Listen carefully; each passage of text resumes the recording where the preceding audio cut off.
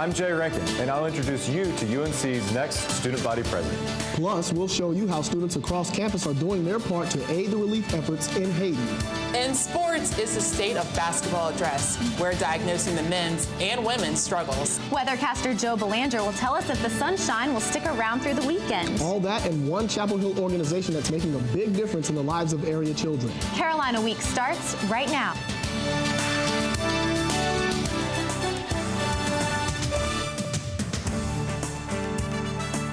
From the James F. Goodman Studio in the School of Journalism and Mass Communication at the University of North Carolina at Chapel Hill, connecting campus and community, this is Carolina Week. It's official. Hogan Medlin will lead the UNC student body next year. Good evening. I'm Andrea Blanford. And I'm Chris Neal. Thanks for joining us. Medlin won decisively against runoff opponent Shruti Shah Tuesday night. Reporter Jay Rankin is live in our studio. He caught up with Medlin minutes after our live election special here on Carolina Week. Jay, it was the first time we've seen the SBP-elect at a loss for words. That's absolutely right. He certainly was happy, and he said humbled by all the support he got in the general election and again in the runoff that propelled him into the top office in student government. The tension in Carroll 132 reached its peak as the Board of Elections filed in to deliver the results of the runoff between Hogan Medlin and Shruti Shah. The one question on everybody's mind, whose name would the board announce? Hogan Medlin. As the cheers died down, the reality began to sink in. Hogan Medlin is UNC's next student body president. This has been an incredible 5-week process. We've had the support of so many students, so many campaign workers, and it paid off. It paid off tonight in a big way. Medlin captured 61% of the vote in the runoff, which saw nearly 5,500 total ballots cast. Medlin says his team carried plenty of energy into the extra week of campaigning, calling their support inspiring. There's my team standing outside. They're absolutely going nuts right now. After briefly soaking in the victory with supporters and embracing Shah, Medlin began talking with reporters, a glimpse of what his next year will look like. Although he was eager to celebrate with his campaign team, Medlin first sat down with our anchors to discuss what comes next. To me, the most important thing is working on the transition and working on looking at Jasmine, her platform, and what she's accomplished this year. Medlin has an ambitious agenda for the next year. His lengthy 68-page platform drew some scrutiny during the campaign, but he's confident he can pull it off. I hope to end up in a position like Jasmine where she's had a great, successful year, but it's going to take work, it's going to take dedication, and it's going to take surrounding ourselves with the right people. The process of surrounding himself with the right people starts immediately. He's reaching out to runner-up Shruti Shah specifically, but anyone will be happy to apply for part of the administration. Okay, Jay, now tell us about the transition process from the Jones administration to Hogan Medlin's. Chris, the current SVP, Jasmine Jones, and Medlin have already set up a series of weekly meetings. Those will continue until the official swearing in, and that takes place on April 6th in the Great Hall. Okay, that's Jay Rankin starting us off tonight live in our studio. Thanks, Jay. Controversial publisher Larry Flynt will deliver the keynote address for the First Amendment Law Review's 2010 symposium.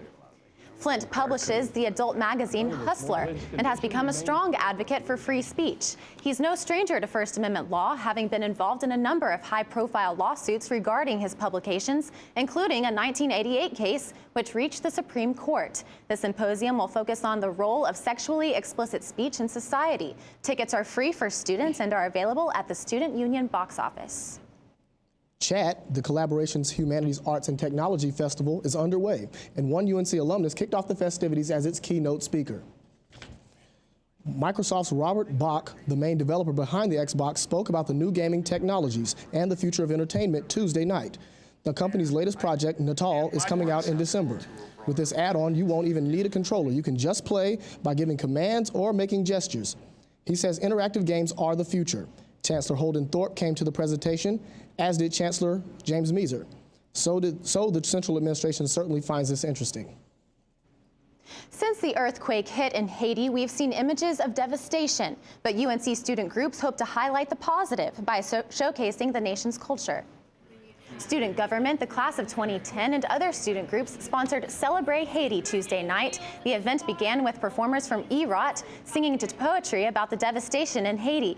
One Haitian shared his personal story about losing family members during the earthquake.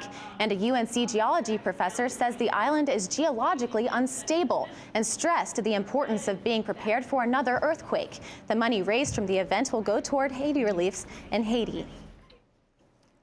It's been more than a month since the worst disaster in Haitian history, but the university is supporting the earthquake-stricken nation. Carolina Week reporter Adam Yosem joins us from the Old Well. Adam, how has the university community been helping Haiti?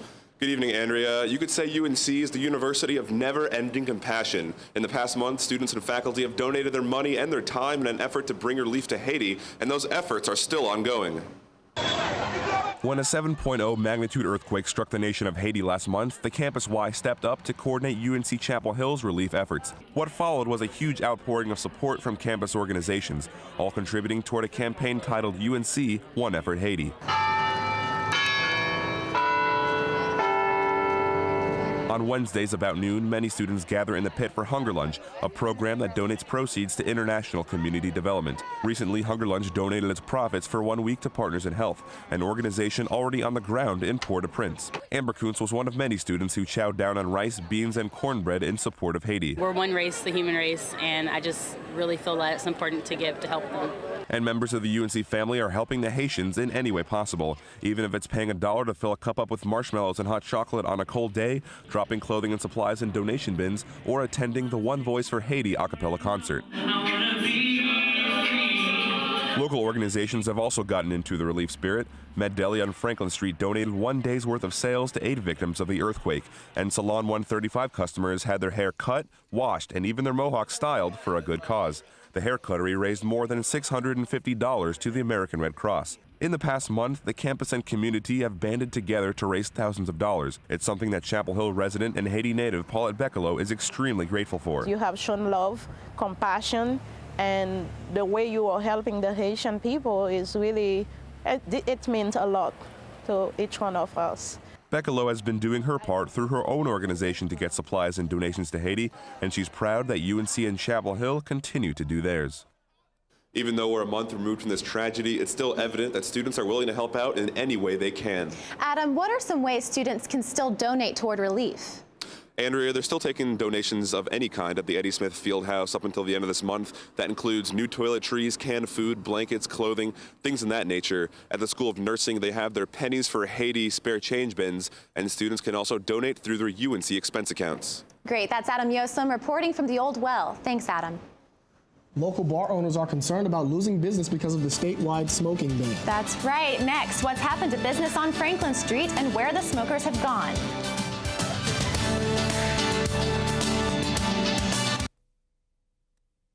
We all know Haiti was hit by a devastating earthquake. Tens of thousands of Haitians have died, and that number is rising. We don't have time to sit around and talk about what we can do to help. Because they continue to run short of food and water. Medical supplies. Support for relief workers. There's still something every one of us can do. You can help by donating today. By giving now. Because one more thing they're running short of is time.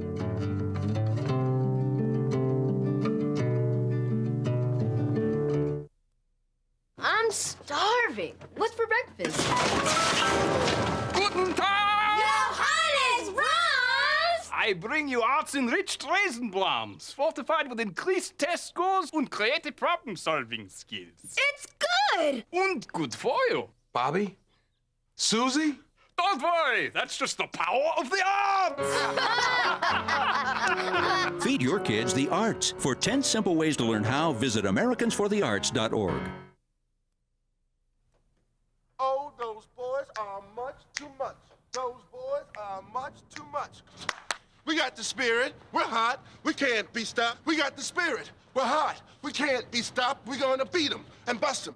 Beat them. The smallest moments can have the biggest impact on a child's life. Let's get a little bit rowdy. R-O-W-D-Y. Take time to be a dad One more today. time. Oh, those boys are much too much. Those boys.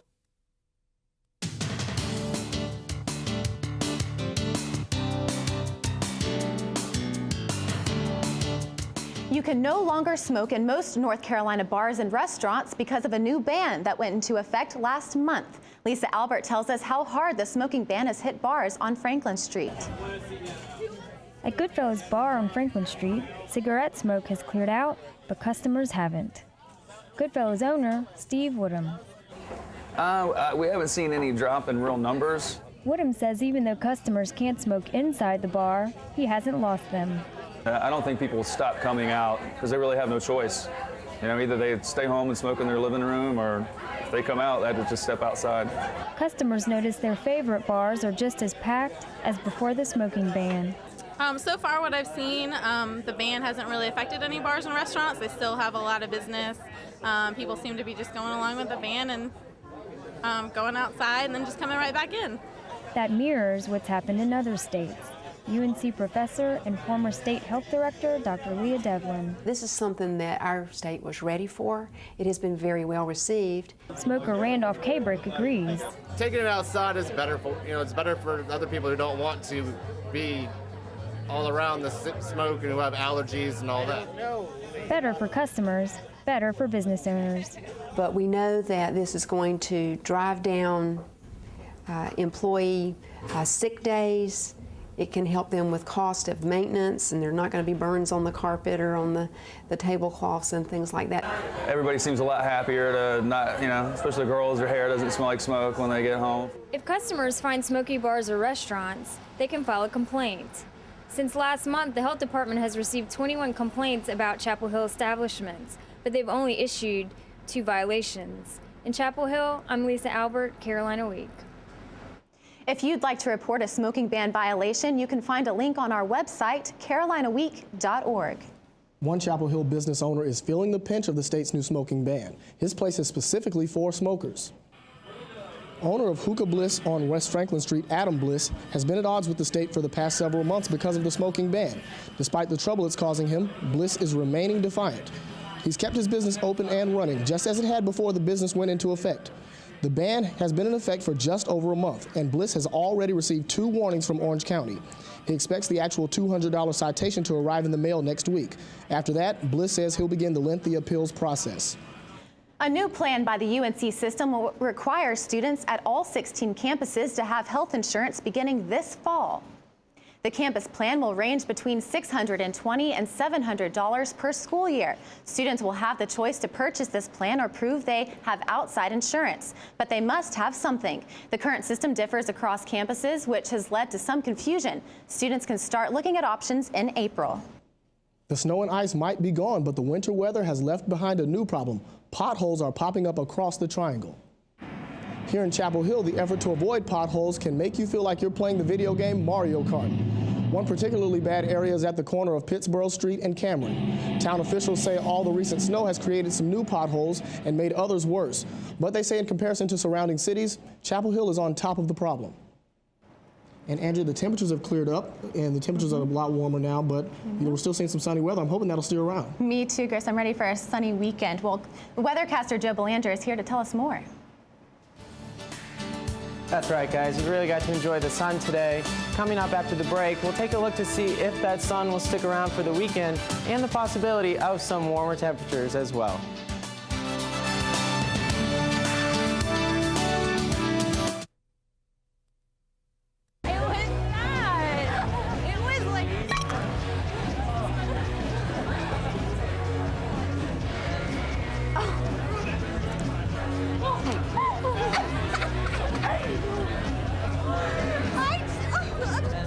It's easy to tell if you've had way too many. But what if you've had just one too many? Buzz driving is drunk driving. Yo, check out this chef, right? Right? That's so gay. That's really gay. Dude, look at those pants. Please don't say that. What? Don't say that something is gay when you mean that something is dumb or stupid. It's insulting. It's like if I thought this pepper shaker was stupid and I said, man, and this pepper shaker is so 16-year-old boy with a cheesy mustache. Just saying. When you say that's so gay, do you realize what you say? Knock it off.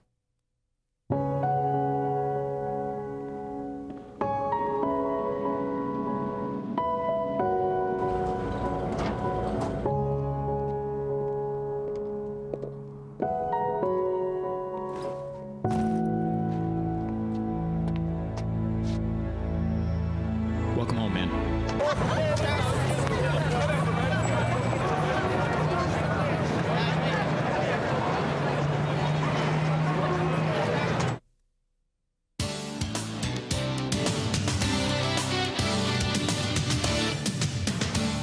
welcome back to Carolina Week. I'm weather forecaster Joe Belanger here to take a look at the rest of your week ahead. We had some cold temperatures out there today. Our high only reached about 46 degrees, but we did get to enjoy a lot of sun, and that helped keep things a little bit more bearable. The rest of the week ahead is looking to be pretty quiet, and the temperatures may warm up slightly, which that combination we have not seen for quite some time. In fact, for the month of February so far, our average high is about 53 degrees, which is shown right here by this red line. The blue line underneath it is showing what our actual temperatures have come in for the highs so far. And as you notice, that blue line has not crossed the red line once this entire month. So we all know we've been below that average for sure. It's brought along some of that snow even. We're not the only state who has been affected by this busy winter. 49 out of the 50 states have snow on the ground somewhere in their state right now, with Hawaii being the lone exception. So everyone has really been affected by this very busy winter for sure. Busy winter seems to have taken a break for now, as we have a lot of clear skies for our region, including South Carolina, Georgia, and Alabama. That's why we saw a lot of that sunshine out there today. That looks to continue right on throughout the week and to tonight and for the rest of the weekend. These high pressure systems are going to make their way eastward into our region, bringing us very dry conditions and some warmer temperatures too. So if you have any plans for the weekend, it looks to be a good one to get outside. If you are planning a trip out to the western part of the state for Saturday, Charlotte and Greensboro are coming in at about 51 degrees with partly cloudy skies. Asheville's coming in at around 47 with some possibility of some rain. For the eastern part of the state, the Outer Banks looks to be a little chilly. Their high is only about 43. Wilmington and Greenville look to be a little bit warmer, a little more comfortable, coming in around 57 and 53. But all three locations are showing clear skies and pleasant weather. Back in our region for tonight, our low is expected to get down to about 26. If you're going out, you're going to want to bring that winter coat to stay warm. We have partly cloudy skies with winds out of the west around 5 to 10 miles an hour. For tomorrow, it looks to be a similar day to today. Cooler temperatures, our high only around 46, but that sun will be out for the day, so that will help keep things a little bit more bearable like today. And for your 5-day forecast, you notice that tomorrow looks to be the last of the 40-degree days. Friday gets up to 51, Saturday 52. Both of those days showing clear skies and only partly cloudy conditions. Sunday's even showing 56. It's going to feel like a heat wave after all these cold temperatures we've had. Monday looks to be the last the 50-degree weather, though, so enjoy it while you can. Possibility of some rain, but it's just nice to see the temperatures make some progress to the warmer weather. Yes, after snow the past few weekends, it's just good to see those 50s. I really like the sound of that, Joe. Absolutely. I Thanks, hear ya. Joe. You're welcome. Joe. Thank you. Well, if you're looking for your next best friend or playmate, here's one who could use a good home. Take a look. Say hello to Katie. She's a 3-month-old German Shepherd mix. Someone found her wandering in town and brought her to the Orange County Animal Shelter. Katie's a little shy at first, but quickly warms up to people. She's very friendly and affectionate, and she's easily excitable. Look at her. She loves for you to pet her and loves some attention. If you want to adopt Katie, visit our website at carolinaweek.org for a link to the shelter. Well, you know what? I wonder if Katie can play basketball. Well, I sure hope so, because we sure could use some help. Simone Scott joins us in the studio. Simone, what's going on with our basketball teams? I don't know. It's been a rough couple of months for us. Sure has. We'll get back on track, I'm sure. I really think we will. I hope so. Okay, guys. I hope so. After the break, the men's and women's basketball teams are in panic mode. We'll find out how the fans are feeling.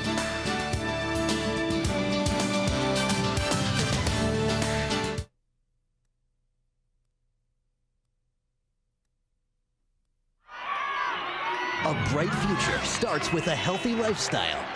Good nutrition and physical activity are fuel for your child's mind and body. Attaboy, Pinot. And the Food Pyramid will help you find the right balance. Just remember, every color, every day. Nothing can stop me now. Eat right. Here's an apple. Be active. Come on, I'll race you home. Make it balanced. This calls for a celebration. A healthy lifestyle can lead to great things for your child. Visit mypyramid.gov to learn more. Listen, I know you're upset, but it was just one date. And dating's like the stock market. There's ups and downs and ups and so always buy low. You don't have to be perfect to be a perfect parent. There are thousands of teens in foster care who would love to put up with you. G-Morning, sunshine. Wakey, wakey. Text me. Are your parents home later? We can hang. LUV, love you. JK. Holla back. Holla back. Holla back. Are you with your friends? That's lame. We're in a huge fight right now. XO. What'd you dream about? Something I did? Are you on your way to the mall? I'm lonely. Nude pics. Send me some. Text me.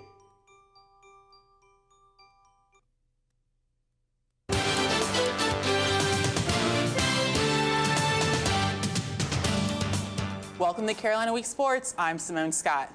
The men's basketball team's struggles has been a topic of national discussion for weeks. Now, the women have joined the guys on the national radar. It is time for the State of Basketball address. The offensive struggles have been well documented this season. Missed free throws, an inability to make an outside shot, and turnovers galore. But the most disturbing trend has been the long droughts of no field goals, which the Tar Heels have been on the business end of 21-3 run last night against Georgia Tech. This stems from not having a go-to player. The last 4 years, they could throw to number 50 and count on a basket or a foul. This year, there's just no identity, too many role players. There are flashes of greatness, but they are far too rare to be successful. After starting the season 13-1, the women's basketball team has dropped out of the top 25 for the first time since 2001. The Heels have lost the past 5 games and are 16-8 on the season. This may be due to the fact that the Heels are struggling in the post, and they have been out-muscled and overpowered. Guards Tara Grafenried and Italy Lucas are trying to get the team on their track, but turnovers and poor shot selections are hurting the team. This is not the season Coach Hatchell had hoped for, nor is this the team we saw at the beginning of this season. Fans around town are getting worried. It's painful, but I mean, I guess you can't always expect the absolute best, which I've kind of gotten used to in the past 3 years, but I think we'll pull through it. Well, I think more than anything else, it's just frustrating. Knowing the amount of talent that they have and potential that there is on the team, I think it's just frustrating just to see them not perform up to their abilities. I'm looking forward to finishing out the year strong. Hopefully we can make the tournament and see how that goes, but otherwise it's just continuing to support and be loud and stay for the whole game. Stay for the whole game. The men's team is currently 14-12 with 5 conference games remaining. To be eligible for the NIT, yes, I said NIT, they'll need to win 2 of those games. In the ACC, especially on the road, there are no easy wins, but winning at Boston College on Saturday would be huge because the Heels already lost to Wake Forest and Duke at home. Only 4 games left before the start of the ACC tournament for the women, 2 against Wake Forest and Georgia Tech, and 2 against rivals NC State and Duke. We know Duke will be tough, so it'll be crucial to get it going in the next 3 games. As much as these teams are struggling, remember that they've been very good to us the past couple of years, so we just need to continue to support them and give them all the help we can. Now, putting aside the basketball team's problems, the baseball team is gearing up for what they hope for will be another winning season. This team will have big shoes to fill after losing the winningest senior class in school history and National Player of the Year, Dustin Ackley. Preseason All-American pitchers Matt Harvey and Colin Bates will fill the void in the weekend pitching rotation, with the rest of the 17-man pitching staff fighting for the other starting spots. The Heels will have to rely on their youth to get the bats going, and freshman Brian Goodwin, number 27, will be chasing down balls in right field. Head coach Mike Fox and 5th-year senior Matt Cavassini agree that this team is fast, but their youth could be a factor.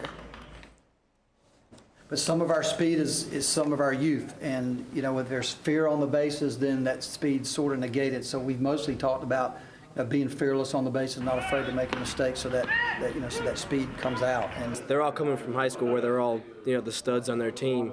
So once they get here and they realize that things aren't always going to go their way, I think that's going to be the big thing. This season kicks off Friday against George Washington at the Bosch. Now, this is a very busy weekend for Carolina athletics. On Friday, softball team starts the Carolina Classic at 1:30 against Delaware. The swimming and diving women's championship starts at 11, and women's lacrosse hosts Vanderbilt at 6. On Saturday, the women's swimming and diving championships continue with the finals at 7. Women's tennis hosts 2 opponents. Softball's Carolina Classic continues against UNCG at 4, and men's lacrosse plays Lehigh at noon. Well, you know what? With the nice weather coming our way, this seems to be a great weekend to kick off the baseball season, you know? Definitely go out, enjoy the game, see the Bosch. It'll be great. Hopefully the Tar Heels can put some wins on the board. I believe. All right, thanks, Simone. A local nonprofit is uniting the UNC campus and the community. And local kids are reaping the benefits. Stay with us.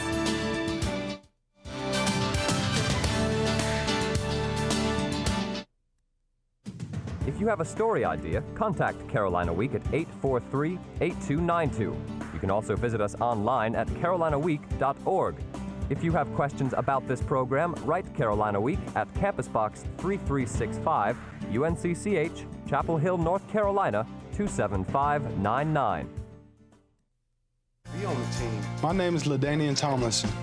By keeping kids in school, I don't just wear the shirt, I live it. Hey. Ready to go? Yeah, but the fire's not out. Close enough. Huh. Close enough?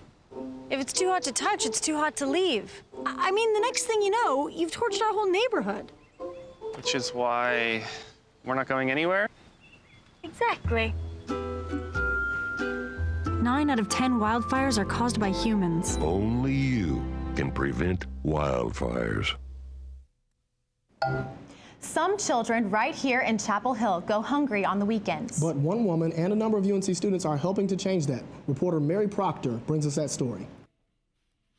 Joy McBain is the director and founder of Table, a nonprofit organization that conducts a weekend meal program for kids in Chapel Hill and Carrboro. Me and about half a dozen undergraduates, we realized that we shared a real concern about all the hungry little kids in Chapel Hill and Carrboro. During the academic year, UNC undergraduates do all of the hands-on work, which includes checking in donations of food, inspecting it, and storing it. Members of the community also help out with food donations and fundraising. How do these volunteers keep track of all that food? Table volunteers mark and sort the cans into boxes according to their expiration date. A weekly menu is created to include the food with upcoming expirations. Volunteers organize menu items into plastic bags on Wednesdays, and on Friday afternoons they deliver the bags to local after-school programs where children who are enrolled with Table can pick them up. McVeigh says their little faces light up when they tuck a plastic bag of food into the discreet backpack Table gives them to bring back each week. A recent book donation has enabled Table to feed minds as well as tummies by providing children with literature that's on their reading level. McVeigh says it's rewarding for her when she gets to watch the big kids from UNC interacting with the little kids. I really think that kind of connection, that connection, kind of like the students seeing the little kids is really important too. In Chapel Hill, I'm Mary Proctor, Carolina Week. All right, it's always nice to see the community and the university uniting for a good cause. It sure is. It seems like they're making a big difference. You know? Right. I mean, they're teaching reading skills and they're giving food away. And providing a lot of good meals to kids who might otherwise go hungry. I know. It's a wonderful thing. And I think people need to be more aware of the community service that's going on in our neighborhood. That's really good. It's really good. Absolutely. I mean, did you even know about this program? Because that's I phenomenal. did, but that sounds amazing. Like, they should be so proud of themselves for doing this.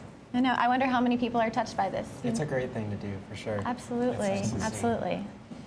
But I guess. Well, that'll do it for this edition of Carolina Week. Thank you for watching. Good night.